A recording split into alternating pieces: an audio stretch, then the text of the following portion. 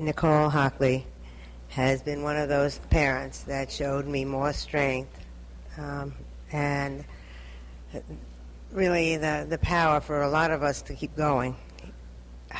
She lost her son Dylan on that terrible day.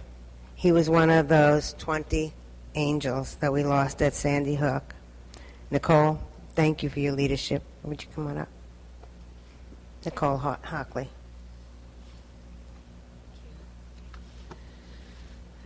Thank you for inviting us to be here today. I'm grateful to you and all that has been done so far in delivering sensible solutions to the many issues facing us. Issues that contributed to the tragedy in Sandy Hook a few short months ago, issues that affect all of Connecticut.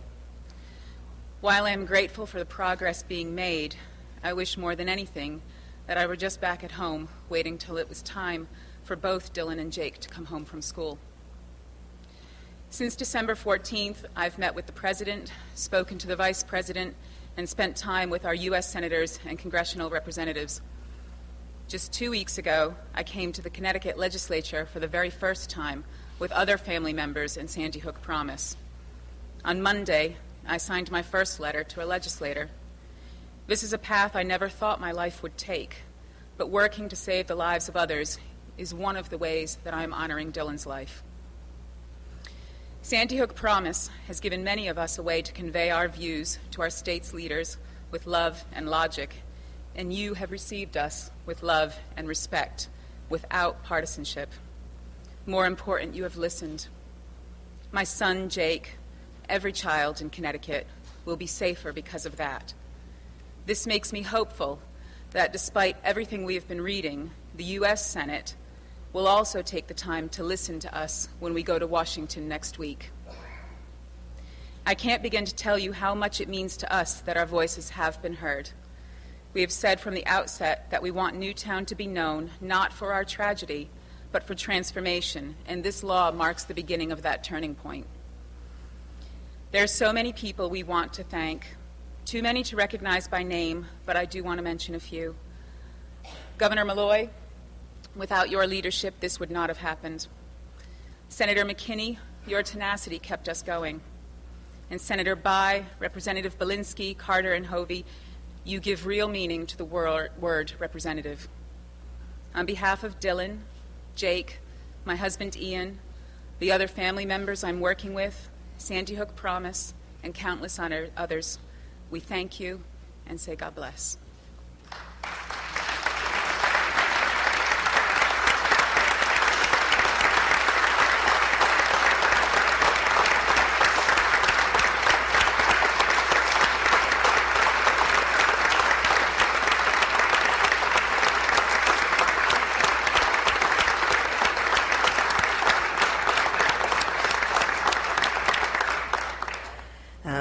I also should have, I apologize for, I hope I introduced everybody in blocks, I know, but I didn't do one group of people that I want to ask you to help give a round of applause to, and that's all our first responders. Those people that are on the ground came in and helped.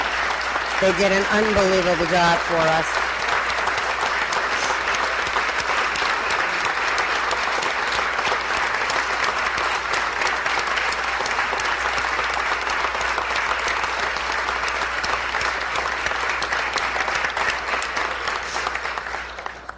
Now it's my honor to introduce a man, as Nicole said, a man who has led us through, from the moment that we heard about this tragedy, that had to do something that people never think they'll ever have to do in public office, to lead us through a tragedy that we just saw in Sandy Hook.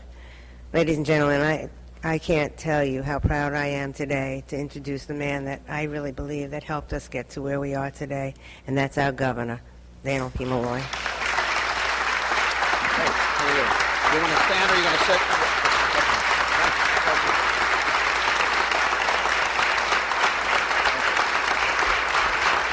Thank you. Thank you. Please.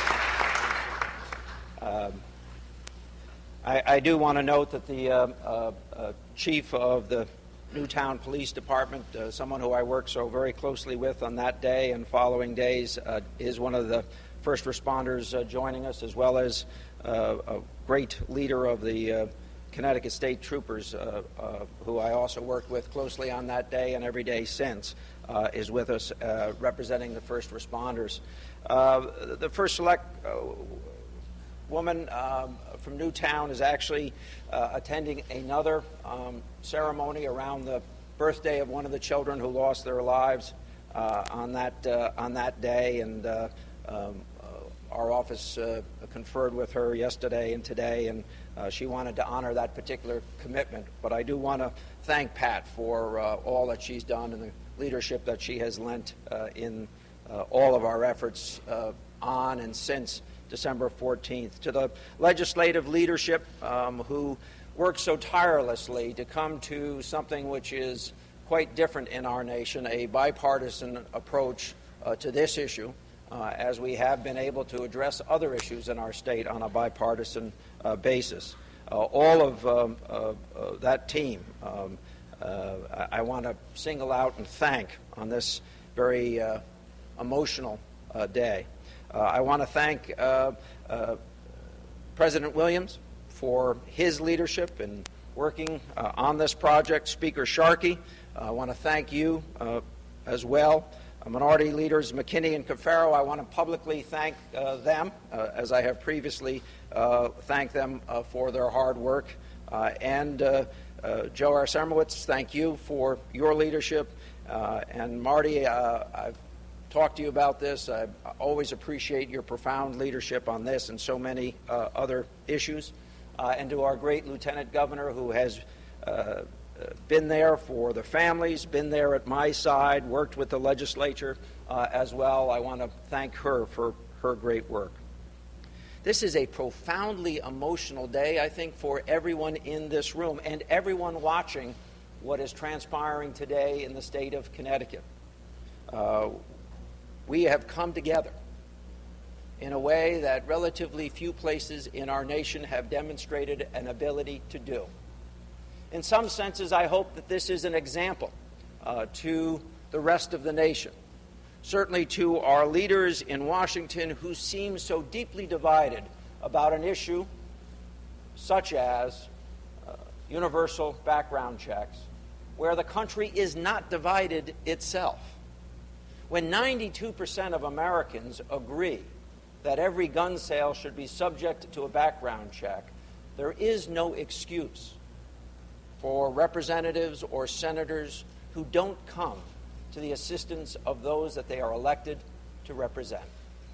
I'm proud of the efforts that are ongoing in Washington. I'm proud of the efforts of my good friend, the Vice President. I'm proud of the efforts of our President, who seems not willing to let this issue stop.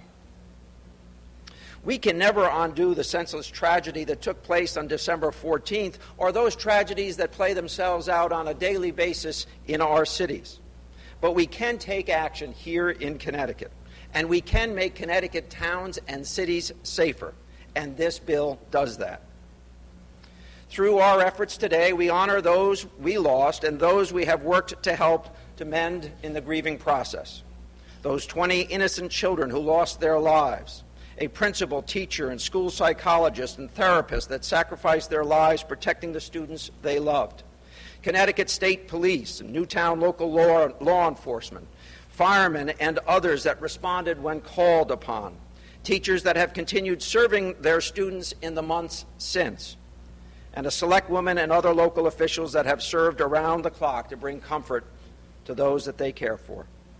Today does not mark the end of our efforts. The discussion about how to protect Connecticut families will never end. And let me be very clear that it is a discussion that must include all communities regardless of their shape and size and demographic background. In Connecticut, those communities deserve the best that we can offer them in developing strategies to make all of our citizens safer.